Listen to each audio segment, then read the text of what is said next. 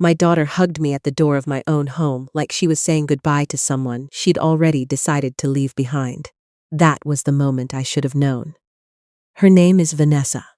She's 41 years old, drives a car that costs more than I made in my first 5 years of teaching, and she has a way of smiling that never quite reaches her eyes. I used to think that was just how she was built, serious, driven, practical. Her father, my late husband Raymond, used to say Vanessa came out of the womb already making a 5-year plan. We laughed about it. We were proud of it. I don't laugh about it anymore. My name is Dorothy. No, wait, everyone calls me Dot. Dorothy Elaine Saunders, 67 years old, retired schoolteacher from Decatur, Georgia.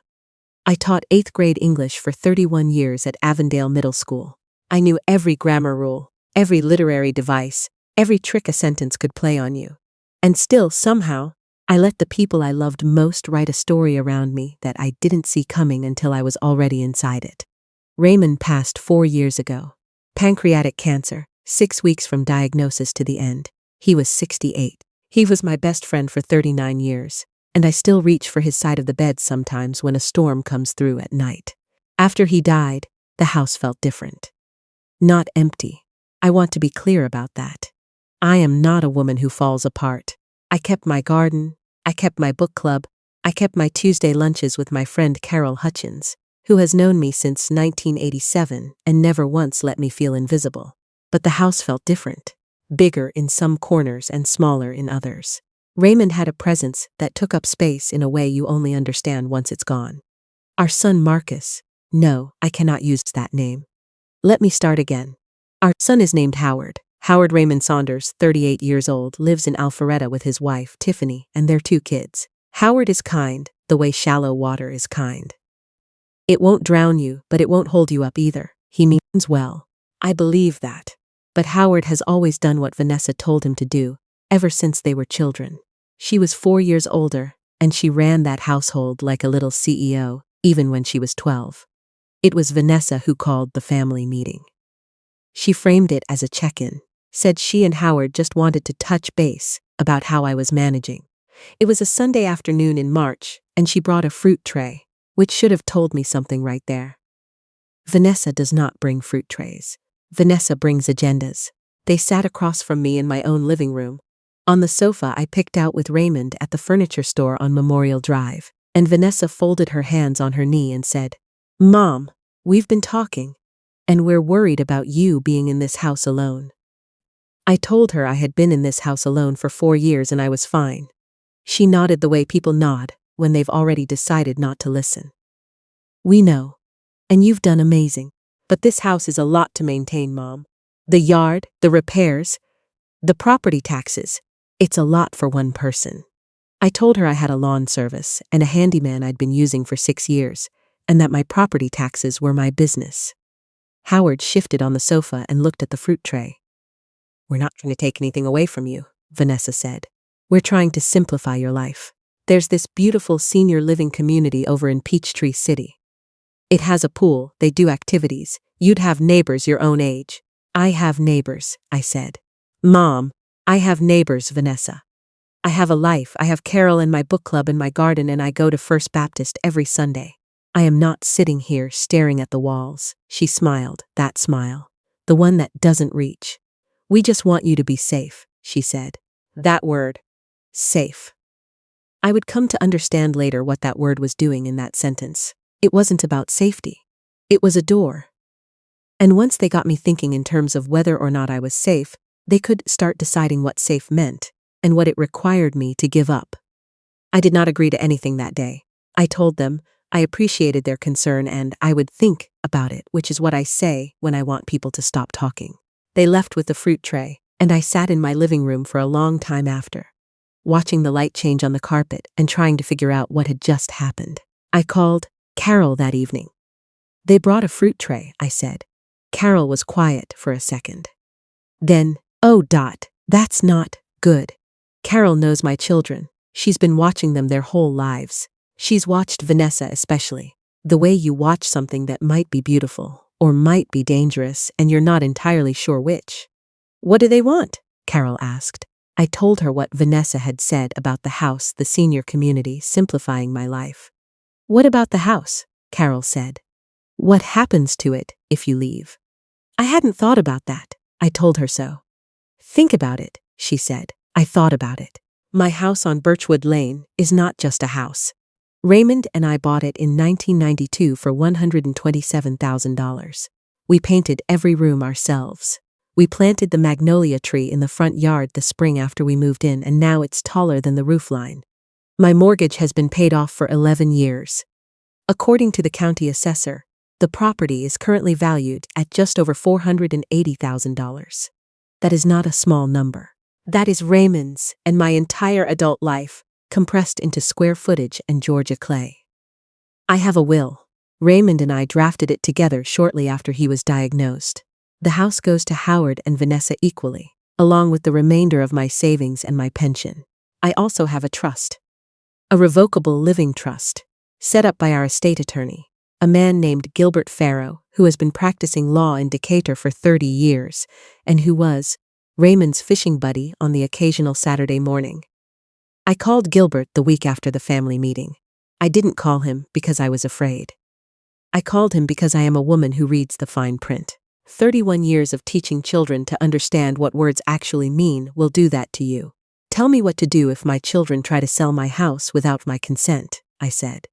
Gilbert was quiet for a moment. Then he said, Is that a hypothetical? Not entirely, I said. He told me what to do. The second conversation happened 6 weeks later, over dinner at Vanessa's house in Buckhead. She had made salmon and roasted asparagus, which meant she wanted something significant. Vanessa cooks elaborately when she needs leverage. Her husband, a man named Preston Clark, sat at the head of the table and mostly stared at his phone. Preston works in commercial real estate. I have never liked Preston. Not because he's unkind, exactly, but because he treats every conversation like a transaction and every room like a property he's assessing. Howard and Tiffany were there too. Tiffany brought a salad that she apologized for twice. After dinner, Vanessa brought out a folder. I looked at that folder the way you look at a spider you've spotted on the wall. Still, attentive, not yet moving. We've done some research, she said, and she laid out papers across the coffee table like she was presenting to a boardroom. There were brochures for 3 senior living communities. There were printouts about home values in my neighborhood.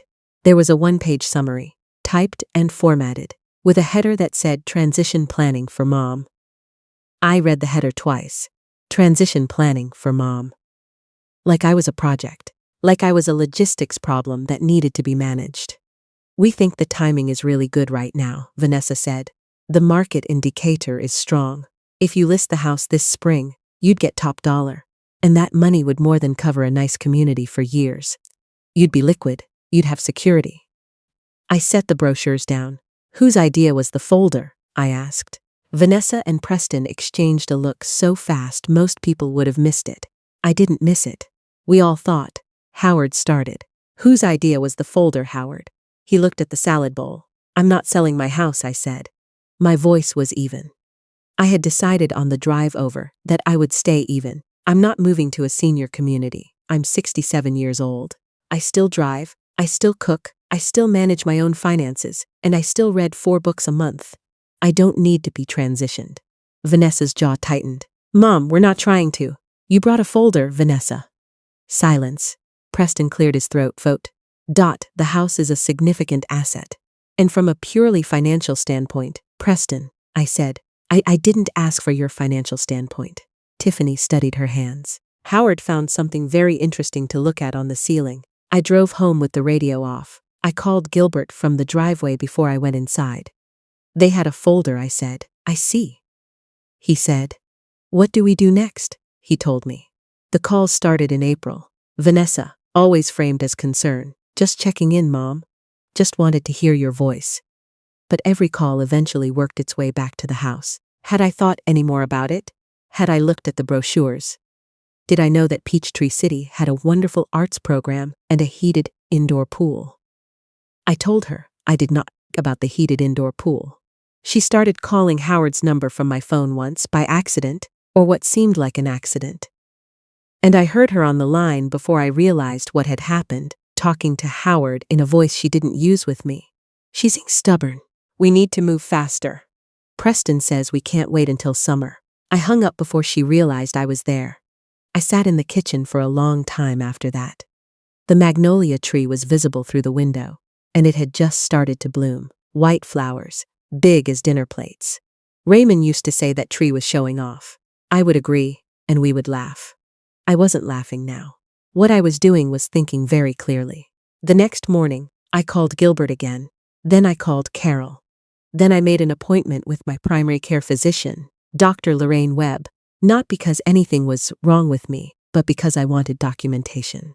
I wanted a record, dated and signed by a licensed physician, stating that Dorothy Saunders was in full cognitive health, fully capable of managing her own affairs, and did not require any form of guardianship or conservatorship.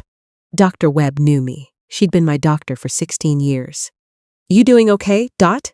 she asked when I explained what I needed. "I'm fine," I said. "I just want it on paper." She understood. She tested me. Standard cognitive screening, the kind they use to assess mental clarity in older patients. She asked me the date, the current president, my address, to count backward from 100 by sevens, to recall a list of 5 words after a 10-minute delay. She asked me to explain a proverb. She asked me to draw a clock showing 10 minutes after 11. I answered every question, drew the clock, recalled all 5 words, explained the proverb without missing a beat. Dr. Webb signed the paperwork and gave me a copy to take home. I put it in a folder of my own. The guardianship papers arrived on a Thursday. I want to say that again because I need you to understand what it means. My daughter filed paperwork with Fulton County Probate Court to be appointed as my legal guardian and the conservator of my estate. She did not tell me she was doing it. She did not ask me. She simply filed. The court sent a notice to my address. I opened it at the kitchen table with my reading glasses on and my coffee going cold beside me. The documents stated that I was an alleged incapacitated adult who could not adequately manage my financial affairs or personal care. I sat with that phrase for a long time. Alleged incapacitated adult. 67 years old, mortgage paid off, pension intact, garden growing, book club meeting, full cognitive evaluation on file, and my daughter had walked into a courthouse and told a judge I couldn't take care of myself. I did not cry. I am telling you this because I want you to know what kind of woman I am. I have cried at sunsets and at the last page of certain books and at Raymond's grave on our anniversary. But I do not cry when I am angry, and right then I was very, very angry. I called Gilbert. "I got the papers," I said. "I know," he said. "I was served a copy this morning. I've been waiting for your call." "You knew this was coming." "I suspected something like it was possible," he said. "That's why we prepared." What Gilbert and I had done, in the months between that first family meeting and the Thursday the papers arrived, was this. We had updated my living trust to make it irrevocable in specific respects, meaning that, even if a court did appoint a conservator, certain assets could not be touched without my consent. We had documented, in writing and with witnesses, every conversation I had with Vanessa and Howard about the house. We had the letter from Dr. Webb on file. We had a recording, legal in Georgia, which is a one-party consent state, meaning I only needed my own consent to record a conversation I was part of. Of the phone call I'd accidentally intercepted, the one where Vanessa told Howard we need to move faster. We had been ready. Gilbert filed a response to the guardianship petition within 48 hours. He requested a full evidentiary hearing. He submitted Dr. Webb's cognitive evaluation, my financial records showing consistent and competent management of my affairs for 4+ years since Raymond's death, and a sworn statement from Carol Hutchins, who had known me for nearly 4 decades and could speak to my mental clarity, my independence, and my character. He also submitted the recording. The hearing was set for a Friday morning in June. The courthouse in downtown Atlanta was cold the way government buildings always are, as if they're trying to remind you that the business conducted inside is serious and impersonal. I wore my navy blazer and the pearl earrings Raymond gave me for our 30th anniversary. I carried a folder. Vanessa arrived with Preston and a lawyer named Mr. Doyle, a young man in a tight suit who looked like he'd been practicing for exactly 4 years and was very proud of it. Howard arrived separately, late, and sat in the back of the room like a man who was hoping no one would notice him. The judge was a woman named Honorable Sandra Keene. She was my age, maybe a few years older, with reading glasses on a chain and an expression that suggested she had heard every possible version of this particular story and was not impressed by any of them. Mr. Doyle presented the petition. He spoke about my age, my isolation, my vulnerability as a widowed woman living alone. He said Vanessa and Howard were simply trying to protect their mother. Judge Keene looked at the documents in front of her. Then she looked at me over her reading glasses. "Mrs. Saunders," she said. "Would you like to speak?" "I would," I said. I spoke for 11 minutes. I did not use notes. I told her about the fruit tray and the folder, and the phone call I had not been meant to hear. I told her about 31 years of teaching, about the mortgage paid off, about the trust, about Dr. Webb's evaluation, about Carol's sworn statement, about the magnolia tree Raymond and I planted in 1992 that was now taller than my roofline and still blooming every spring. The room was very quiet. Judge Keene looked at Mr. Doyle, then at Vanessa, then back at me. "I'm going to review counsel's response and the submitted evidence," she said. "But I want to say something directly, and I want everyone in this room to hear it." She removed her reading glasses. A petition for guardianship is a serious legal instrument designed to protect people who are genuinely unable to protect themselves. It is not a tool for asset management. It is not a family planning document, and it will not be used as one in my courtroom. She looked at Vanessa for a long moment. Vanessa looked at the table. The petition was denied 17 days later. Dismissed with prejudice, meaning it could not be refiled without substantially new evidence. My attorney's fees were awarded against the petitioners, meaning Vanessa and Howard had to pay Gilbert's bill. I was in my garden when Gilbert called to tell me. The June heat was already settling in thick and certain over Birchwood Lane, and the magnolia blooms were starting to brown at the edges the way they do when the season tips toward summer. I was deadheading my black-eyed Susans, and I had dirt on my knees, and I had never felt more like myself. "It's done," Gilbert said. "Thank you," I said. I hung up and stayed in the garden for a long time.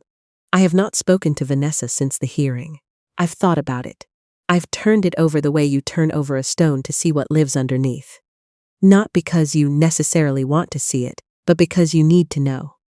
And what I find, every time, is this. I am not ready. I may not be ready for a long time. There are things you can forgive because you understand them, and there are things you understand completely and still cannot forgive. Howard called me 3 weeks after the ruling. He cried.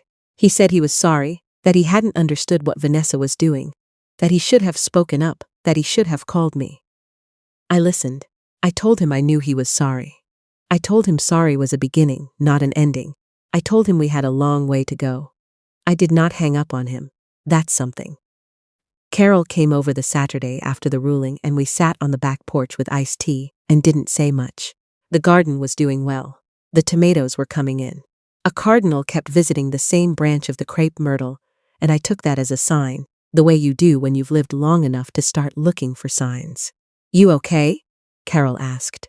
"I think so," I said, which was true and not true at the same time, the way most honest answers are. "Raymond would have been proud of you," she said. I looked at the garden. At the fence line he built with his own hands in the summer of 1998. At the bird feeder he installed outside the kitchen window because I mentioned once that I liked watching birds while I washed dishes. "I know," I said, and I meant it. I'm still in my house on Birchwood Lane. I still go to First Baptist. I still have book club on the 2nd and 4th Tuesday of every month, and Carol still makes me laugh until I embarrass myself at least once per lunch. My property taxes are paid. My trust is intact. The magnolia tree is exactly where Raymond and I planted it 32 years ago, and it has no intention of going anywhere. Neither do I. I used to tell my students that the most important thing about reading a story carefully was learning to notice what a sentence was actually doing. Not just what it said, but what it meant, what it wanted, what it was quietly setting up. I taught that for 31 years. I believed it. I still believe it. When Vanessa walked into my house with that folder and those brochures, and the soft, careful language of concern, I heard a story being told. I just made sure I knew how it was going to end before she did. Some lessons. It turns out, you spend a lifetime learning just so you're ready for the one moment that actually matters. I'm ready. I've been ready. And I'm still here. And I'm